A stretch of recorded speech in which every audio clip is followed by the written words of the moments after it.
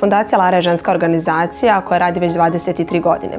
Naša misija je izgradnja društva u kojem je žena zaštićena od nasilja, ekonomski ravnopravna i stabilna i podjednako uključena u sve procese odlučivanja. Rad Fundacije Lara je zasnovan na 4 ključne strategije. To su zaštita žena i djece od svih oblika nasilja, zagovaranje za unapređenje lokalnih zakona i propisa u ovoj oblasti, saradnja sa institucijama, njihovo umrežavanje i informativne kampanje za podizanje svijesti javnosti.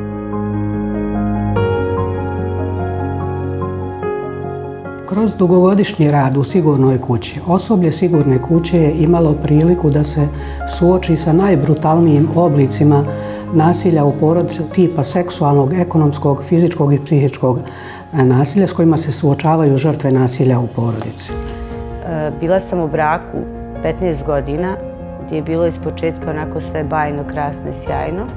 Međutim, posle 10. godišnjice braka, to je tačnije posle rođenja našeg 3. djeteta, došlo je do naglog gubitka vida. Naime, od nekih nepoznatih razloga meni je puklo očno dno i krenulo je da se gubi vid. Kako su se u principu smanjile moje radne sposobnosti u našem domaćinstvu, nastaju problemi. Ja sam smatrala da je naše idealno rješenje u svemu tome da ja pokušam, u tom vremenu sam mislila da pokušam, da završim specijalnu školu za slijepe i slabovide, ne bi li lakše našla posao u našoj sredini.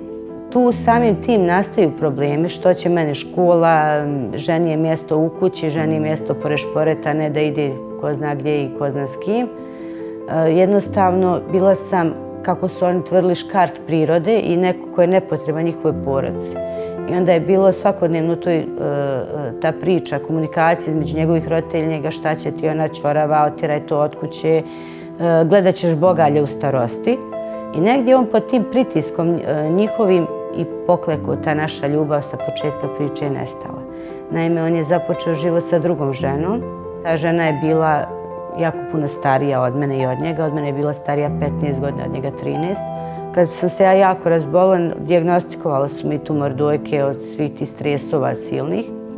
Ideja njegove majke je bila da ja napustim kuću, jednostavno da nestanem iz njihovih života, a da naša djeca ostanu kod njih, na što ja naravno mislim da sam donijela pravu odluku, nisam htjela pristati.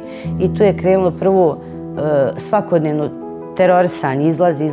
Ja kažem, jednom momentu sam ja rekla, ok, izaću, evo izlazim, nije problem, ali ja svoju djecu neću ostaviti ovdje.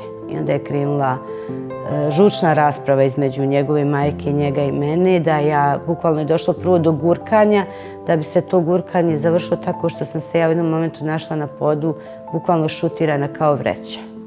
Naša djeca su sve to gledala, bili su prestravljeni.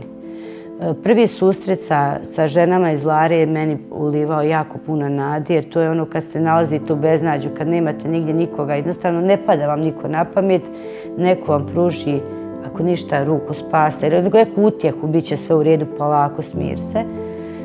U razgovoru sa njima dobila sam preporuku da se ja i djeca sklonimo u Sigurnu kuću. Ja sam 2 puta nedeljno dolazila na razgovore kod psihologa koji radi ovdje u udruženju.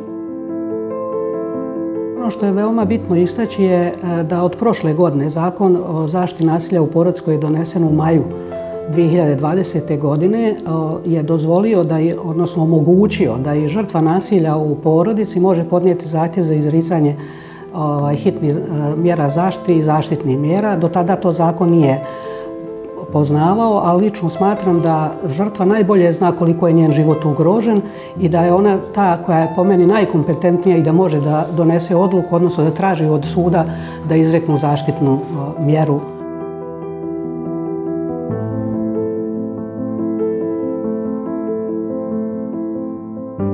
Iskustva žena su različita. Uglavnom se žene obraćaju nevladinim organizacijama zato što prilikom obraćanja institucijama često nailaze na nerazumijevanje i na osudu i stoga prvo traže pomoć kod nas. U tom momentu kad nemate novca, kad se ne nalazite u vašoj kući, onako je sve bezizlazno. Ja sam dobila poziv od sudije, bila sam drugooptužena za nasilje u porodici. Prvo što dobijete batine, drugo što dobijete još i optužnicu.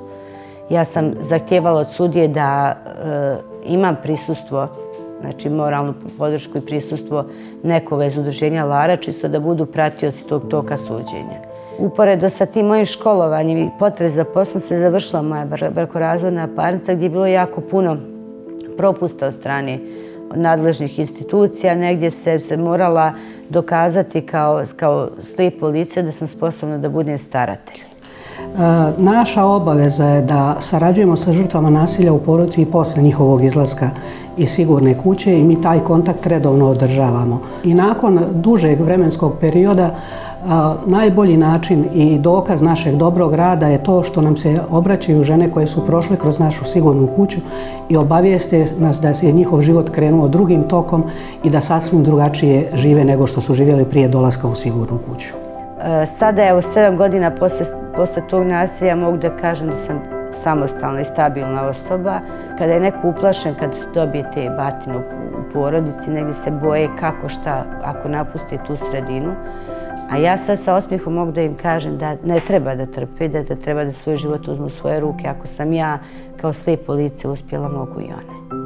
Mi smo dostupne svaki dan, 24 časa, dežuramo i na SOS telefonu. Naša pomoć je u potpunosti besplatna, kao i boravak u sigurnoj kući.